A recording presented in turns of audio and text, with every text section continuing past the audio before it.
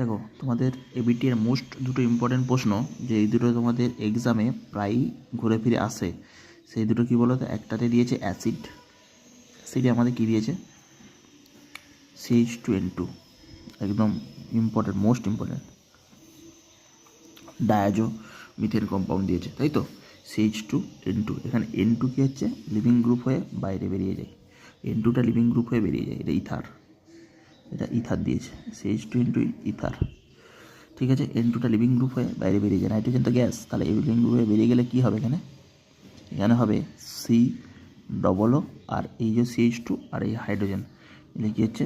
COO CH3, ঠিক আছে?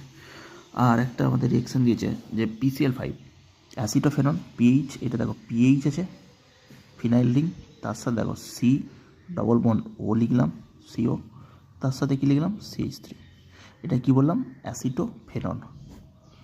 এইটাতে যদি আমরা PCl5 দিই, ওই জন্য নিয়ে এসছি, এটা অনেকে ভুল করে দেয়। যে কী হবে বলো তো? এই C ডবল বন্ড O যে গ্রুপটা আছে, এটা Cl2তে পরিণত হয়ে যায়। সর্বোচ্চ একটা কার্বনে Cl কটা যেতে পারে জানো?